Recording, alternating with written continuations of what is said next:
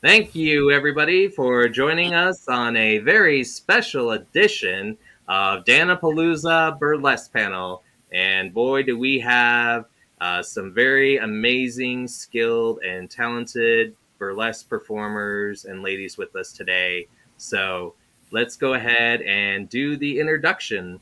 Next to me, I have a burlesque performer. She is also a a model, and you can also follow her at Muse Mondays. So let's give a virtual round of applause for Nina Divina. Hello, hello. Happy to be here. Thank you for being here. Next, we have a returning guest who's been here multiple times. uh, she is an aerial artist. She is a dance teacher. She is a performer. She's pretty much the jack of all trades, as we can call her. A virtual round of applause for Coco LaFufu. Thank you. Thank you so much. Oh, you're welcome. Glad to have you here. And But right below me, we also have returning guest, burlesque performer, I know producer and pinup model. Virtual round of applause for Eden Ivy. And right next to Eden Ivy is a first time guest. We're very lucky to have her. So let's give a virtual round of applause for Glam Page. And we another returning guest. They are a producer for Build Your Own Burlesque, which you can follow online. Make sure to go ahead and follow those. She also works with the very talented Kinky Slippers. So let's give they a big round of applause for La Petite Mystique. And finally, our last performer, first time guest on Dan-A-Plooza. She is a model and burlesque performer and also a jazz singer. Virtual round of applause for Ginger Collins. Hi, everybody. I'll add pole dancer to that too. And as well as an international pole dancer. So, everyone, welcome to the show. And I'm going to go ahead now and plug some of the shows that the fans can attend. So, if you are in any of these areas and you want to see any of these performers, let's first begin with if you want to see Nina Divina on December 12th, go to the Art of Tease at New Women's Space, Brooklyn, New York. And December 16th, the Burlesque Comedy Hour at the Be Here Loft in Queens, New York. So make sure to attend those events. For La Petite Mystique show, if you want to see them, make sure to check out The War on Xmas on Fear Street, December 9th at 9:30 p.m. 7 o'clock, the vendors will be there. That's in Portland, Maine. Moving on to the next show, Santa Sluts and Midnight Snacks, December 17th at Gino's in Portland, Maine. And finally, Merry Christmas, you filthy animals, December 18th, 7:30 p.m. in Salem, Massachusetts. And if you're wanting to check out the Eden Ivy show, make sure on the 2nd at the Burlesque Roulette in Muncie, Indiana. So if you're traveling in Indiana, stop by. And then on the 3rd, that would be Saturday, That is the Queer Bomb Columbus, Ohio show. So make sure to check out that. And then on the 12th, 8th, check out the Smoking Bee show and support Eden Ivy. And our last, yes, if for Koku La Fufu, if you want to see her right now, actually, online, I encourage you to see it because I saw it myself. The Limelight Burlesque semifinals online. That is this weekend. So that's starting on the 12th through the 5th. So make sure to buy your tickets.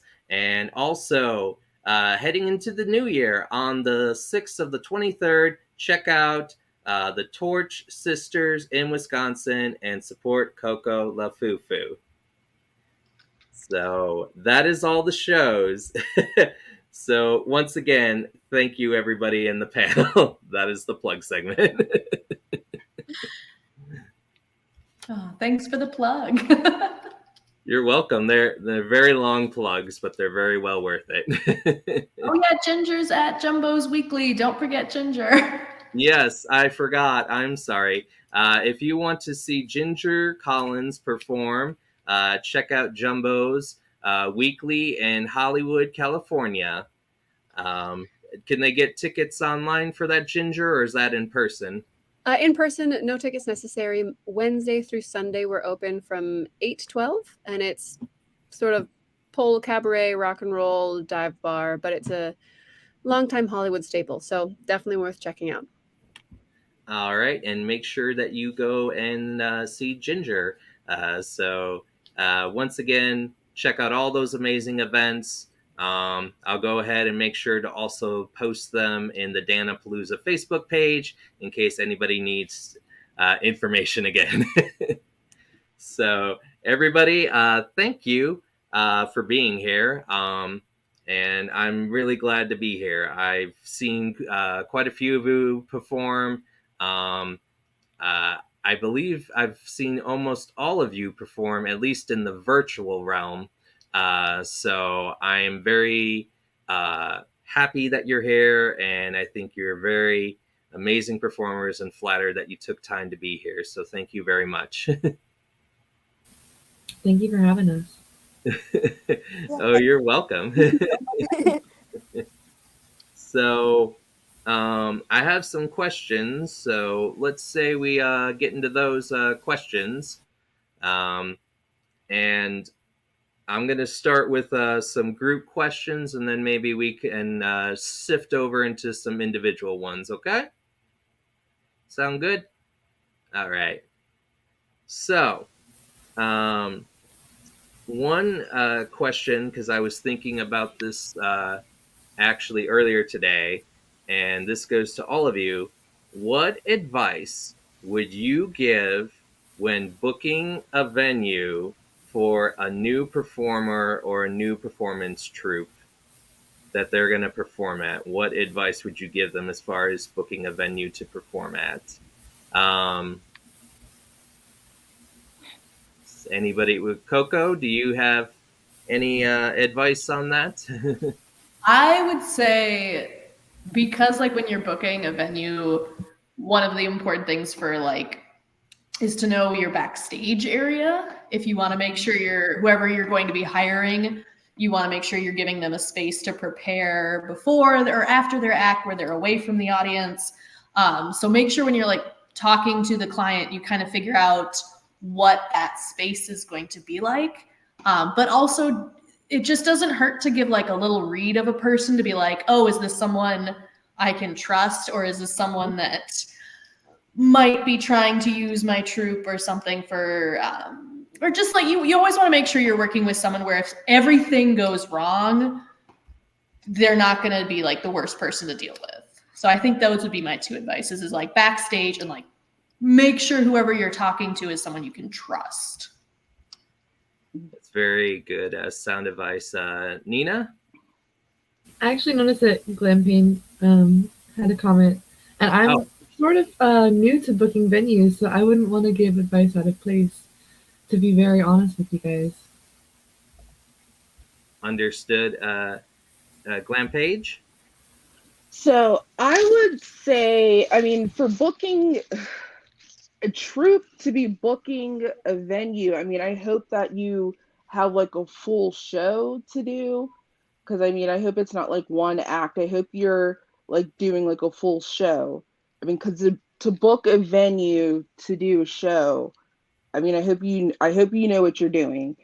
Um, I mean, there's a lot of aspects that you're looking into. You want to make sure that you have tech there. You want to make sure that, I mean, lighting, sound. You want to see how do they do tickets. You want to see, yes, space in the back for like what's the green room situation. I mean, are we working with bathrooms? Do you have to use the kitchen? Like the kitchen in the back to change, like is there food? Do they allow alcohol? Is it a sober space? Like things like that. Those are things that you want to consider when you're looking for a space. Are they a credible group to be working with? Because I mean, just with the pandemic, like here in Pittsburgh, we lost a lot of spaces. And it was kind of like we had to build from scratch. Like Eden knows what I'm talking about. Like we having to find new venues to work with. It's different. And I mean, she can speak to it more than I can because she's produced a lot more with more businesses since the pandemic, but there's a lot of things that you want to think of. But is it handicap, is it just not even handicap, but just all accessibilities? Like that's a lot of stuff you want to think about. So yeah, there's a lot that you want to think about going into it. So I hope you know what you're doing. Yeah, and then how much does it cost to rent the space? You want to think about that too. So Definitely. I'll just jump in Yep. there with Go ahead, Ginger. two things that Glen Payne talked about. Lighting is, I'm on like a lighting crusade in our world of social media. We all need content, and no, you cannot just offer content. We also need to get paid because we're professionals. But it's so important. Like I can't tell you how many jobs I've done that I'm like, well, cool, I'm happy I got paid, but no one can, I'm not going to post anything because it looks like I was in a bleeding lung because all they had was red light. Ooh. Or like just it doesn't take much. So this is, I guess I would say this to venue owners, anybody trying to book burlesque, and then also producers who are creating a show, as well as performers. Sometimes I'll take my own light to shows and I'll happily share it with other performers, but like, yes, it is about me for these 3 to 5 minutes. It is all about me in this context, and we want to see it. I've done a lot of jobs where maybe it's a private party or something, and I come out and there's maybe a particular stage, but it's just me mingling around the audience, and no one knows that something's happening. They're like, oh, I guess that woman doesn't have as many clothes on as the rest of us, but they don't realize that like, oh, this is a thing. This is different from the show or like the event that we're experiencing. This is the show portion. So having good lighting. Yeah, like I said, I'm on a crusade to like spread the word. And then the other thing as a singer too, like leave some time to test sound, and just know the levels of your sound system of the space. Like maybe the highs are too high or the lows too low, but like it's not going to be a nice experience for anybody, the audience or the performer, if they're like, either if it's too sharp or if they can't hear it, because again, they won't necessarily know that there's a show happening. It's like, so those are two things I'm very passionate about. Understood, and very well said, Ginger. La Petite Mystique. Yeah, I have to stress, the importance of tech rehearsals. Like, it's so important when you get to a venue that you are aware of like what the lights can do, what the sound levels are, that you run through the music. Like I've been at shows where people haven't run tech, and then it's their time to go on stage, and then suddenly like they mistakenly sent in the wrong track or something like that. So like tech is very important, and having someone that's running tech that you trust or that you're familiar with, so they're like, oh, okay, like, oh, we need to figure out this issue, like we need to find this other song, or we need to like download something before the show even starts. So having that relationship with the tech person, like sometimes I take my own tech person to venues because I know that I can trust them. I know they know how to do lights, and they go in there a couple of hours before and they like check the venue out and what the venue can do, and I trust that they do what I know they're capable of doing. So yeah, tech is very, very important because you want a good quality show. And also, like the type of venue, is the normal clientele of the venue like who your audience is? Like, is it inclusive? Like, is it welcoming to queer people? Is it welcoming to people of color? Is the audience going to be diverse? Are you going to get all of that diversity in your audience that you want to see? So I think it's really important looking at different venues. Like, yeah, do the people that normally come to this venue, are those the type of people that I want to be watching the show? Or, you know, are they going to make my normal fans also be comfortable in that space as well? Just to tack on to that real quick, I have a gig in 2 weeks, which I'm actually like sewing costumes for now because I was booked to do burlesque, and then the booker was like, "Oh, apparently they're really conservative, and like the Marilyn Monroe performer last year was too much for them." And I was like, "Okay." So she's like no skin showing, like a dress, think Disney, and I was like, "Sure, okay." But yeah, know your audience too. Like, so I will be wearing a cute little Santa dress instead of my Santa bikini that I was planning. But know your audience, ask a lot of questions to you know, tack off of what Petite Mystique was saying. So these are very excellent points. I feel like I'm learning a lot. But Eden, I know you're having logic issues and now you're back. Your thoughts?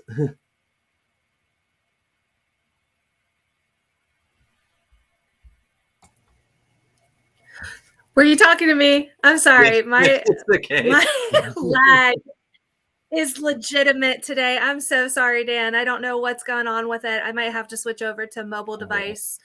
That's fine. But pretty much I agree with everybody's sentiments. You know, as far as what Ginger experienced with the costuming, I've had the exact same scenario, been booked for a private gig, explained everything to the people who were booking that, and then showed up and their audience was upset because it was too conservative of a crowd. They didn't expect to see full breast. They didn't expect to see full bottoms. So, you know, knowing what you're walking into, knowing what the producer is expecting from you, knowing, you know, what that the floor is polished cement and it's very difficult to wear heels on. I probably broke my face too many times this last weekend, and kind of just knowing what your capabilities are, because not all of us have the luxury of a physical stage space. A lot of times it's a room or a gallery. So just really, you know, everybody has excellent points, lighting, venues, requirements, what people will allow across the board. Just knowing what you're getting yourself into is going to be the biggest part. I think those are very well established points, and I feel like anybody who's watching should take note of them and apply them for that scenario. So very well answered. So I had always been curious, and that was amazing advice. So kudos to everybody on the panel. So let me get on to, this is more of kind of a fun question. What has been kind of one of your favorite outfits for performing this year? Start with Nina. Love this. You can actually see part of it right behind me. Oh, this yeah. big money boa here. I love it so much. I got it very recently, and I'm using it for an act that I'm currently doing, and it comes in part with like a flapper girl dress that's on top and a money bodysuit on the bottom. And underneath all that, or on top of all of it, is a robe and a corset and a traditional kind of boa that I strip off and go for more of this neo look, like with some boots. And I love it. It makes me so happy every time I wear it. And every time I bust the boa out, because I wait till like halfway through my act, it gets such a big reaction. It is, and I just love that. I love making the crowd go wild for something and having that moment, you know. And people seem to love the boa, and I always put it on somebody because it's hefty, so I can't dance with it for very long. So I give it to somebody, and they wear it throughout the evening usually, and they feel so proud and they're taking selfies in it. I like to get them involved. That's awesome. That sounds like that's amazing. And I would like to go next to Coco. It's funny story. My favorite like costume piece are these 6-inch silver heelless. So they're like nice and tall, and they give the illusion of a heel, but there's none there. But the tragedy is because they've got this like silver sheen on them. It's starting to come undone, and I recently had to retire them because they were just falling to bits. And I was like, no, they're little works of art. So I need to get some new ones of those, but this is my newest costume piece that I have invested in, and we have not gotten a chance to wear it yet, so it's debuting on the podcast. The only issue with it is I think you can hear it. It makes a lot of noise, and it does not do well for my ADHD to not like just shimmy the whole night long. So yeah, I very sadly had to recently retire my favorite costume piece, but I think this is in the running for the replacement. Oh, there you go. Let's go to Ginger. I like costumes so much. I think one of my favorites right now, I made it last year, I think. But these fans, there are two of them there. Those fans were made by Donna Touch, who is spectacular. So those are Donna Touch fans, and then I'm a Patreon of Christina Menouge à Trois, and she teaches spectacular costuming tips and tricks. So I made a hands-free bra release. So with my fans, I do a whole fan dance, and then I close myself in and go for boop, and then we topless. So I think that's been one of my favorites. I don't know where that cost. Oh, time out. I'm gonna grab it. It's close. My favorite me time. I found I really like rhinestones. So this is one of my current favorite costumes. Looks like that. Sparkle tits. Yeah, so rhinestoning is an addiction. That's a favorite right now. And so that bra and panties matches those fans. That's awesome. Let's go on to Glam Page. This year that I've used, my favorite that I've had was the knee scooter that I had. I had surgery in March, so I was doing a bit for a show in April, and I scooted up on my knee scooter, and and then came around up to the mic because I also do stand up. So came up on my knee scooter and like in the entrance up to a rock song because like rock is like the beat to my heart. And then basically did like my 5 minutes and then exactly and and then like did my bit and then scooted away. Almost spilled my drink, but did fine, made it. Still have my scooter. Actually asked like a bunch of my performer friends for some of their bling and their flair. So I have a whole bunch of like stickers and of their buttons and stuff on it. And I don't need the scooter anymore, but it sits like downstairs by my door because we don't have anywhere else to put it. So if I injure myself again, that'll be it. That was my best costume piece for this year. All right, let's go to La Petite Mystique. Okay, costume pieces that I've made this year. So I did a Carrie act this year. So just for like effect, I made like a corset and bra that went underneath like this pink satin dress that resembles the one in the movie, and I stained it all with fake blood.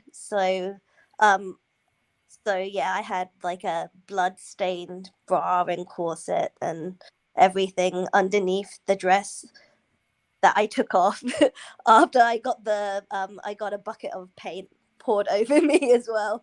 But yeah, it was a lot of fun to make because I got to like play around with fake blood and dye my bath bright red.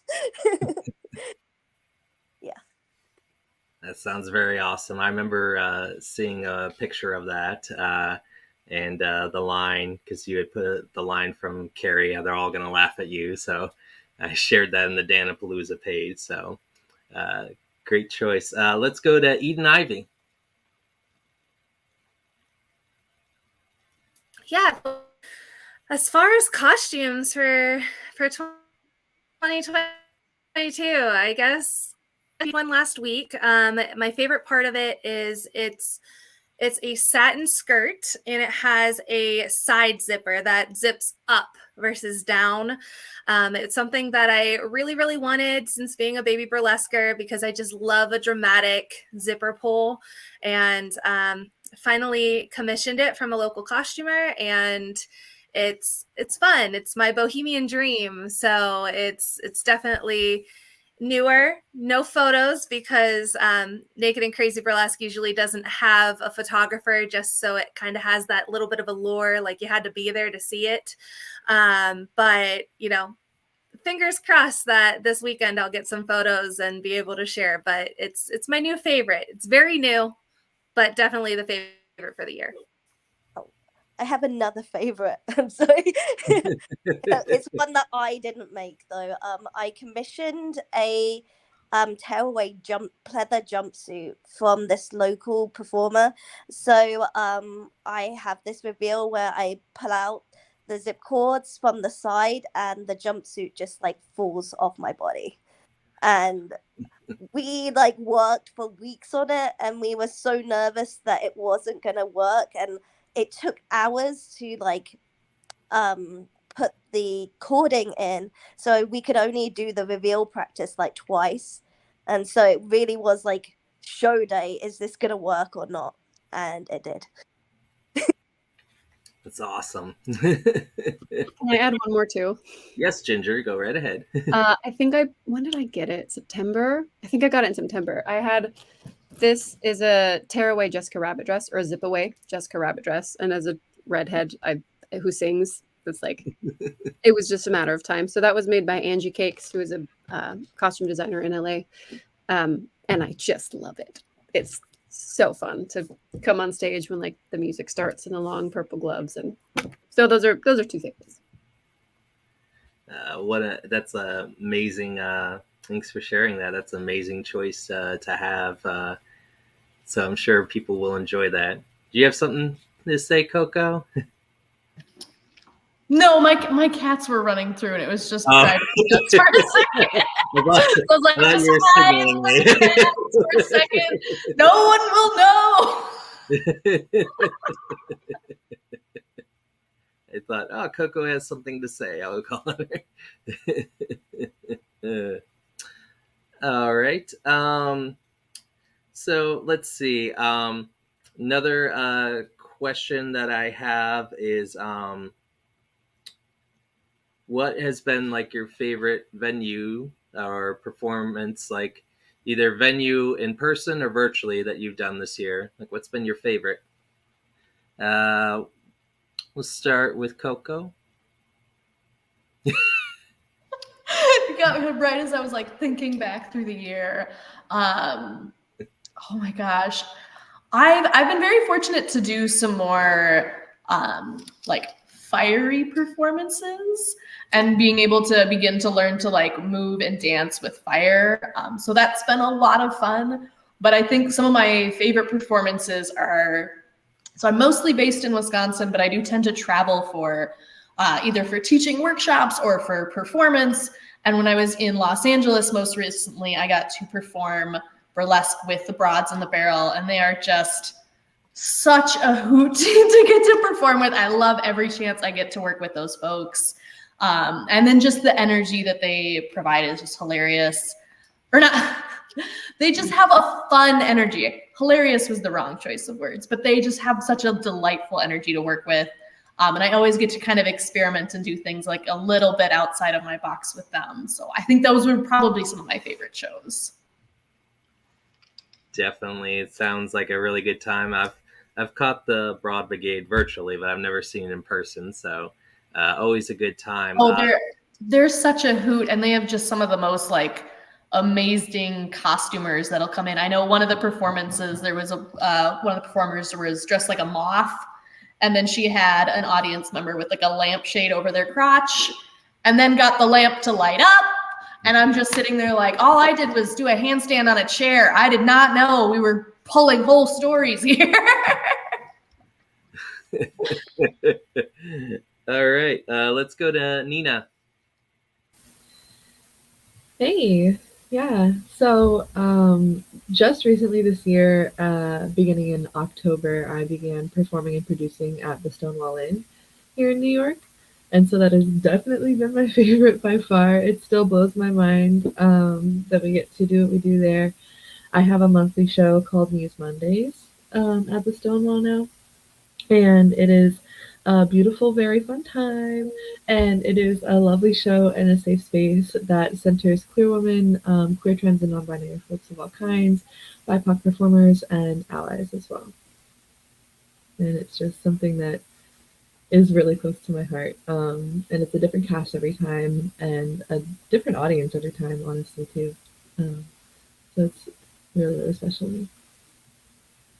That's awesome. And that's where I believe you just had a recent event there, didn't you? You just had one like last week? So not last week, but the week before. And we have another one coming up on the 5th next week. If anyone's watching from New York and wants to come. And then we're going to be again in January, sometime early in the month. TBD. All right. Well, we'll stay tuned for that. Let's go to Ginger. Oh, audio. Okay, phew, I clicked the wrong page and then it closed everything, and then here we are. First off, Coco, the Idle Hour, the Broad Brigade, that's right in my neighborhood. So fun. Like, I can walk there. I've performed there too. That's so fun. I love it. I just want to shout out Jumbos again, because had some wild and fun nights at that bar. So oh, good. Have fun. Yeah, have fun. So I actually just 2 weeks ago got back. I was in Europe for I had a little gig that, like, I could make it sound like it was all intense. I mean, it was wonderful. It was a really great gig. I was there this summer, and I made friends with a English French family that have this beautiful little like speakeasy kind of Italian restaurant in Monaco. And one night I was there kind of after hours. We were drinking Aperol spritzes, and the matriarch of the family was playing Peggy Lee, and I was like, oh my gosh, I love Peggy Lee. I like sing this in Hollywood. I wish I could come back and do burlesque. And she's like, okay. And I was like, wait, really? Because I will. And she's like, why not? Sure. So I thought, well, this is not an opportunity I'm going to let pass by. So I think it was November 10 and 11. I went back to that little restaurant in Monaco called Chez Pierre, and sang and stripped. And I have like mini travel fans. So I have little travel fans and my Jessica Rabbit dress. And yeah, so that was definitely by far the best venue I performed in this year, was in Monte Carlo. So that kind of blows my mind. And then locally, there's a private club in LA called RVCC, and it's beautiful. It used to be an old bank. It's downtown. It was like, yeah, like an old bank. So it's beautiful, and they have all these Edison bulbs, and it's just a really beautiful venue to perform in. So they do installations, like private party kind of a thing, but that's been fun to sing and strip in as well. Awesome. And it's amazing that you got to travel. So So thankful. So cool. Yeah, I'm very happy that you got that opportunity. I've seen your stuff and it's amazing. So kudos to you. All right, let's go to Glam Page. So this year I had the opportunity, I got to perform for Pride, which was awesome. I'd never performed for Pride, so that was a big deal for me. And then that day I was actually double booked because the way I had it for that week, I had 3 performances that week, but it was my understanding that I would just have one that Sunday and then have one Saturday and then following Sunday. But it ended up being Sunday and then 2 on Saturday. And so when I got the times, it was like I was supposed to go on at 3 on Sunday, and then I had to be at the next, or 3 on Saturday, and then be at the next venue by, I think it was 5 or 6. So I had like a whole outfit that I was going to wear for the next venue because I was emceeing the show, and I didn't even have time to go back and change. So I'm like wearing the same thing that I had when I was performing for Pride, it was like Pride was huge. Like we took over this whole park, and there were like 2 stages. There was like a drag stage, and then there was like the one hood stage, which was it wasn't just like only Black people are on it, but it was big for me. So it was nice. But I mean, it was a huge crowd, and then I think I walked around like the whole area twice trying to find everything, and then running into people, and then realizing I'm not going to be able to get back to get my stuff to change to go to the other show. So it was a huge day, and then of course the next day I was dead.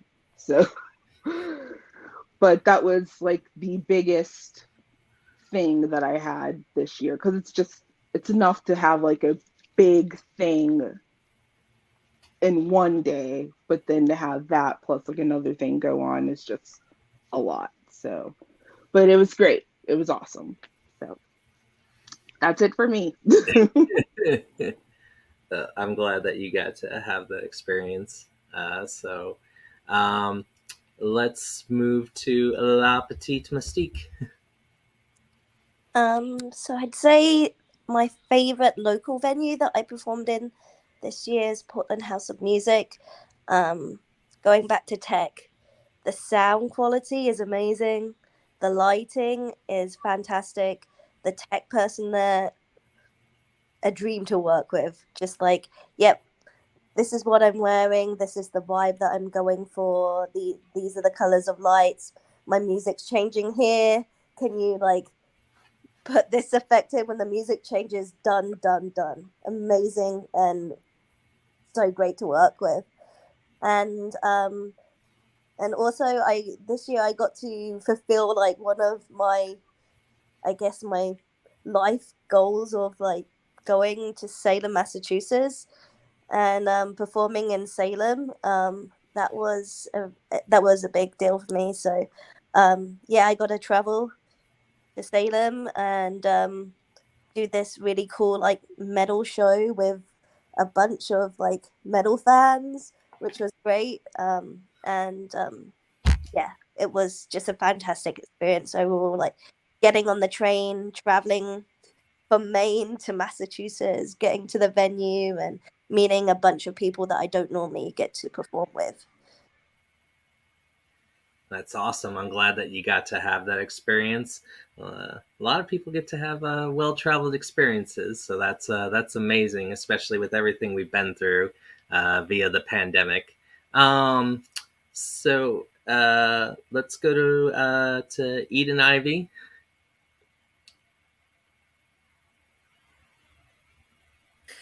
Yeah, thanks.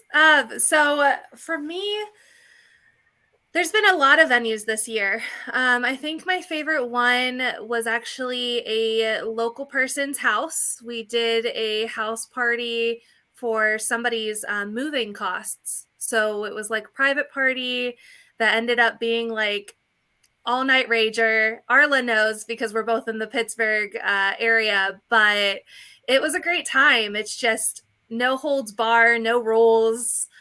You don't really even have to wear pasties unless you want to, honestly, at the house. And it's one of the safest places that one of the things that we always try to take pride in is making sure that there's safe and inclusive venues and owners and people and audiences. So, to be able to walk into a space, especially somebody's private home, and be so accepted and feel like, hell, I could walk around this entire building stark naked and be fine at the end of the day is excellent. But in a public space, we have a distillery around us called Lawrenceville Distilling that I've been producing at, and a lot of our local producers in Pittsburgh have. And I can tell you every single show that we've had has been a different vibe.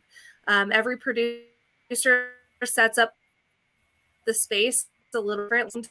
Some people set it up in traditional theater seating, and it's just so cool to watch every show have a different environment in the same building. So those are just two of my favorites for the year.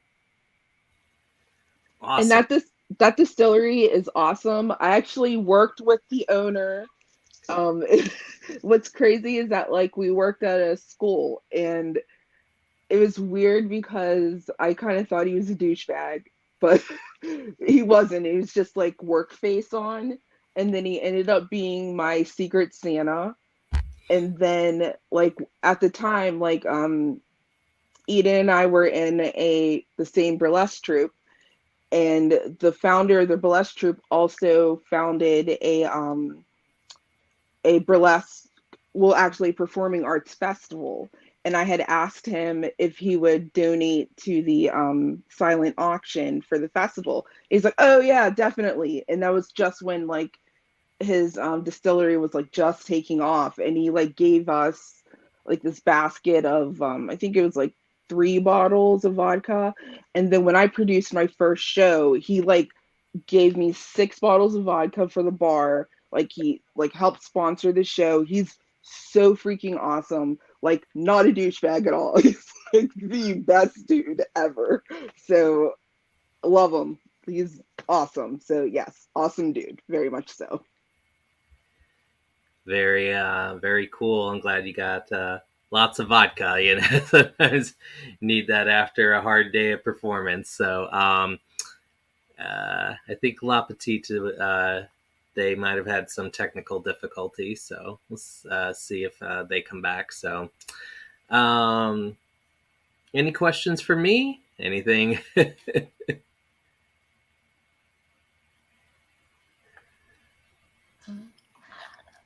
Oh my gosh, of course, that's when I get the frog in my throat.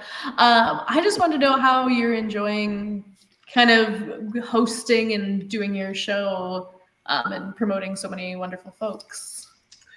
So it's always been kind of like a dream of mine to like have my own show. I like people so much, and I want people to succeed. And to me, I know what it's like to not be like heard, or to like, when you're not able to perform or something, so it's important for me that people's dreams happen. And I view people like I'm like the guy that's like the cheerleader, and like I'm pushing them up because I want them to go up the mountain, and I want them to sit at the top, because like I think all of you need to be at the top, because that's who you are. You're top level performers, and that's where you need to be sitting at. And if I can do it with my show and put you over, then I've done my part. I mean, I hope I make it to the top myself, but if I can help you guys and everyone can see truly how great you are, then it's good. I'm very humble between that. I didn't know when I started this that people were going to want to keep doing it. I thought, I did a show and Rusty was one of my first guests. And Rusty is a child actor, he's a voice actor, um, and he's an artist. He's done art for like the Avengers. He was in Pete's Dragon growing up. And so Rusty took me aside and Rusty told me that my show had to be different because there are a lot of shows out there. So I decided that I had to kind of be different. I wanted to dress up. I wanted to have backdrops. I wanted to be not just have it just be an interview. I wanted it to be fun. So to me, it's going really well. And I can't believe like I've gotten requests. I'm almost kind of booked for January now. So it just keeps going. And I don't know when it's stopping. And like, I'm getting comments like virtual Jimmy Kimmel and like, and like Dan-A-Plooza. And I know that some people, they just watch Dan-A-Plooza because stuff is like still going on in lives. And they're like, I want to know when the next show is. And how do you find these people? And now the new nickname is King of the Virtual Podcast. That's the new nickname that people are calling me. They're putting like little crown, and so I didn't I didn't think of myself as a king, and so it means a lot. So that's how I feel, and that's how it's been going for me. So welcome back, La Petite. I just answered a very question about how I've been doing with this experience and what it means to me. So, but it's great. And people have asked me that. And then the other question people have asked me is why why I like burlesque so much. That's been the other question. So I'll go ahead and answer that, and then we'll get back to you guys because you're the stars of the show today. So to me, burlesque is just fun. It's fun. It's entertaining. It's theatrical. I feel like it's a good place for like me to enjoy as a theater person. So to me, it's entertainment, and then there's kind of like some sexiness, and then and then there's like it's all mixed rolled into one. It's kind of like it's a great show, and to experience that. And when we had a troupe here, I used to take photos for the group with my cell phone, and like the people were really great. Unfortunately, the group is kind of like it's kind of disintegrated, but like just being like a part of that and like watching it perform, and like then like I started watching virtual shows, and then I was introduced to people like Coco, and then I heard about Eden, and so like I just became like a part of it, so it's just I'm happy to be here and happy to be with you. So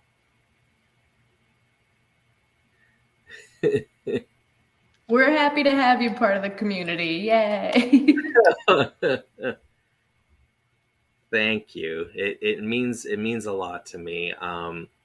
I definitely I feel like I'm really one of the luckiest guys to have such amazing people. So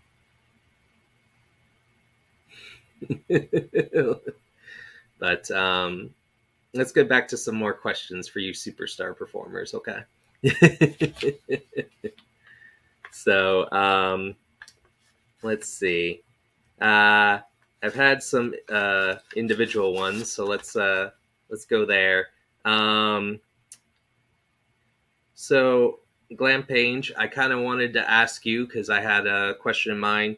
I know that you enjoy that you're a comedian as well, so I wonder like, and just hearing from what you talk, does your comedy and kind of being a comedian, does that play into your burlesque as well?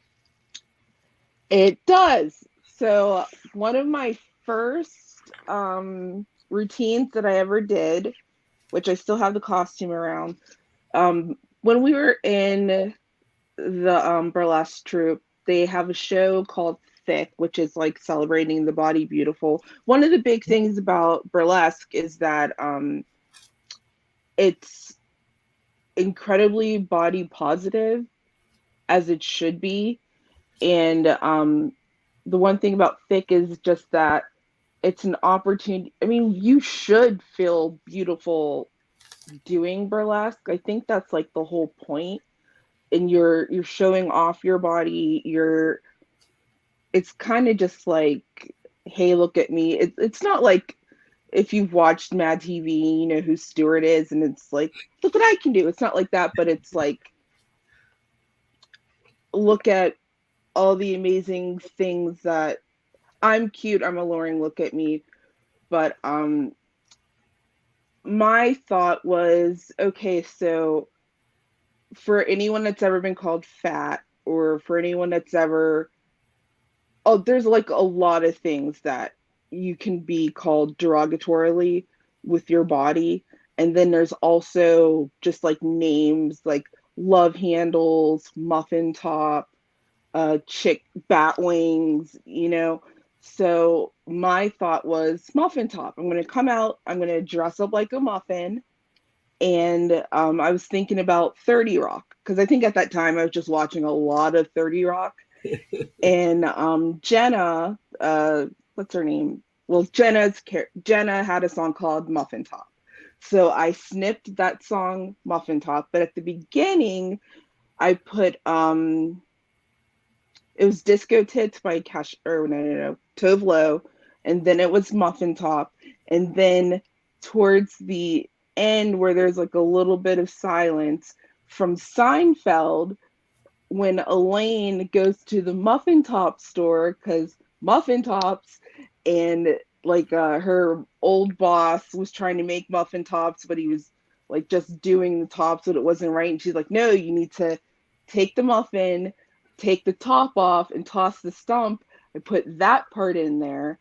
And then at the end, there was like the enorme commercial from 30 Rock. And I just put like the whole thing together as a song. And then I made a muffin costume. So I made like a vegan boa all out of tulle.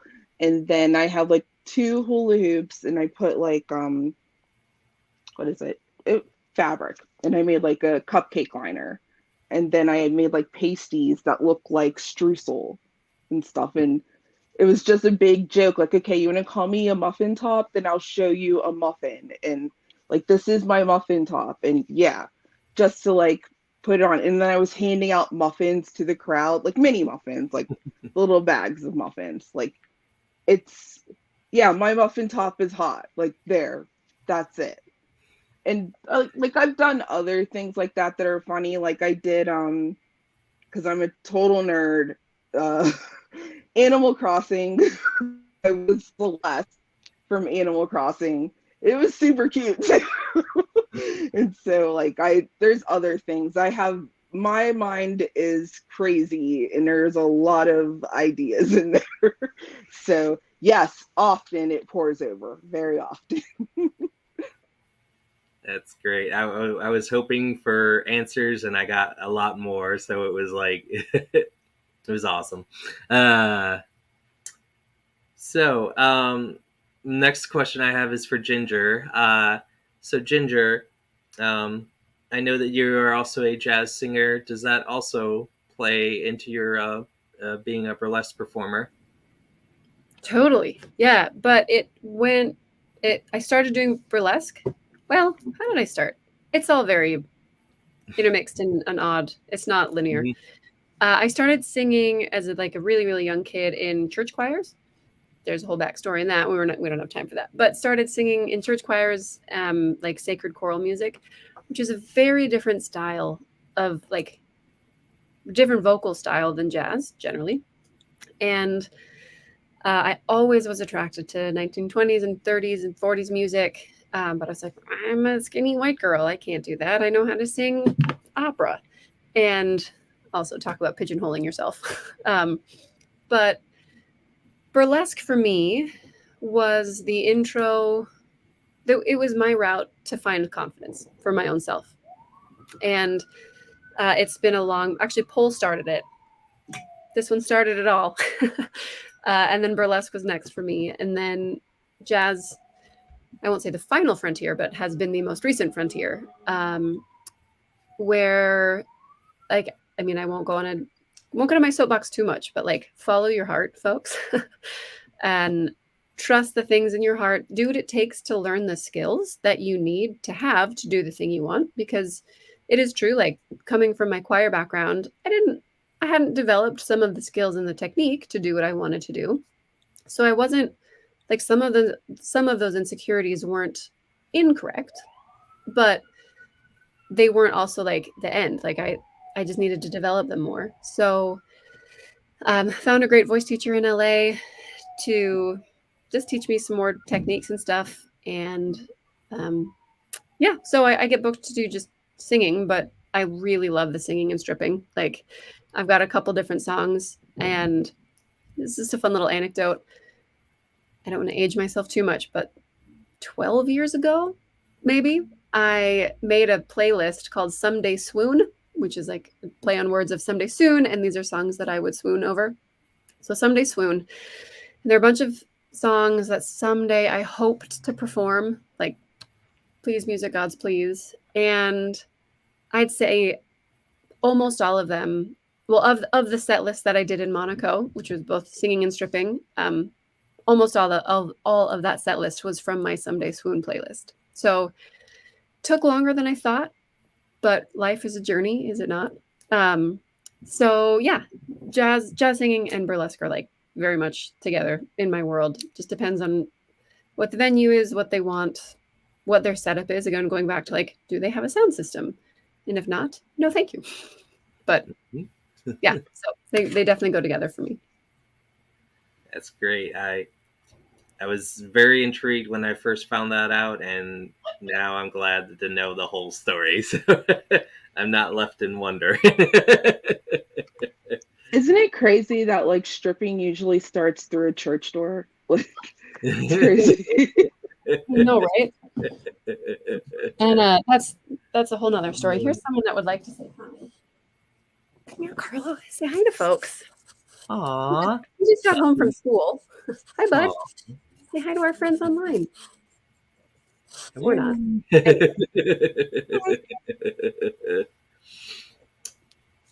Aw, thank you for showing him. He's very social. Okay, next, Nina. Nina, I know I've also know that you're also a model. Can you tell us a little bit about that? Like, a little bit of a model experience? Yeah, absolutely. So I came to New York just under 2 years ago to follow my dreams for all things creative. I'm a theater person as well, just like you. And when I came, you know, obviously being less than 2 years ago, it was still pretty much mid-pandemic. And a lot of theater productions either were not happening or they were not taking place safely, if they were. Or it was like the few union productions that were happening, you know, that had all the safety protocol in place. Oh, sorry. You just jumped right up. This is Oliver Pepperoni. So I started modeling a lot more than I really expected to in New York, just simply because you come here and the opportunities here, if you know how to kind of hustle and work for it. And so I have done way more than I ever really expected to in modeling in the amount of time that I've been here. I did a little bit in Florida, which is where I'm from.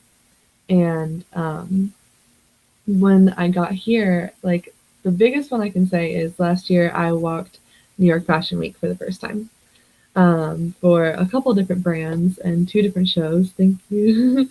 It's very exciting. And my mom and sister and 2 of my friends were able to fly out from Florida to New York to come spend time with me and see it happen. So not only did a big dream come true, but I got to have loved ones in my corner cheering me on as it was happening, which was just the coolest thing.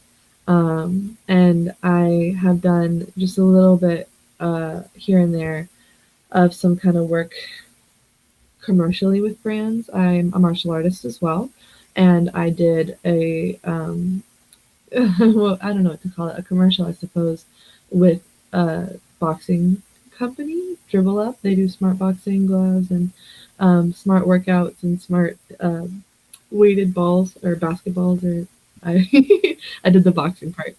And so it's cool too that some of my other skills get to play into the modeling that I do. It's great.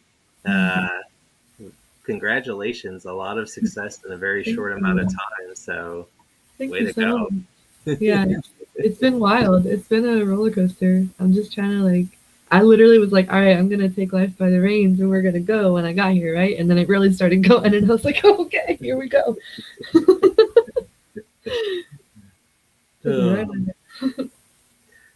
So, next question I have for Eden. Can you tell us about the recent performance that you did with the holiday aftermath? What was that experience like with the Lawrenceville distilling? Yeah. So Glampain was actually going to be my hostess, a hostess with the most tits. However, due to COVID, they had to back out, but that's okay. It was actually Holiday Aftermath 5, Naked and Crazy Burlesque presents. So Naked and Crazy Burlesque is my production here in Pittsburgh. We've been running for 5 years, and initially the idea of Naked and Crazy was, let's get a group of chosen family to take over the local bar. I know in previous Dan-A-Ploozas, I mentioned Ham Bones. It was our home in Pittsburgh. It kind of allowed there to be a space for the artists, whether it was comedy or burlesque or just general like acoustic music. And it started there. And really the idea was chosen family, the Saturday after Thanksgiving. It's the Saturday before everybody kind of goes home. They're home for the holiday, but they don't really leave until Sunday. And we're a college town here in Pittsburgh, so it was kind of like last ditch resort. Let's get everybody together. Let's bring in a whole bunch of performers. And happily, we were able to sell out the venue on Saturday. So it was a wonderful experience. We brought back the original cast. And the model is really, for the show, it is a comedy. So we have some comedians that come in, similar to Glampain, some local comedians. And then we also have burlesque performers and variety acts. And the one thing that Naked and Crazy Burlesque does is we have our Pittsburgh original stripping kitten. So across the country, there are kittens that collect tips. Everybody likes to come up with their money marketing opportunity for shows. You know, you want to make sure that your performers have money at the end of the night. And we had our original Pittsburgh stripping kitten actually strip for us. And the idea is that we have a bucket, and as the audience fills up that bucket, that individual was able to remove some items and kind of, you know, it's a way to bring in the baby performer, bring in the local community, enjoy everything together. It was honestly, I could go on for hours, Dan, honestly. But it was such a good experience. There were out of the scene for years. Share the night with us. So overall, wonderful success. You know, I love being here with you guys because I get to, you know, network. There's people in New York, there's people in Wisconsin. We talked about this before. Like, it's a great way to know who's out there outside of our initial scene. And, you know, I know that while venues are scarce here in Pittsburgh, there's always a space if anybody ever wants to come out. So, and that goes for the audience watching too. If there's anybody who is trying to get their feet wet or wants to come out to a show, wants to try to participate, I'm around. Just a DM away. Oh, that's great and amazing. And we always enjoy having you here as well as everybody else. I see we've gone well over the hour mark. Is there anything else anyone wants to say or promote on Dan-A-Plooza as we wrap it up?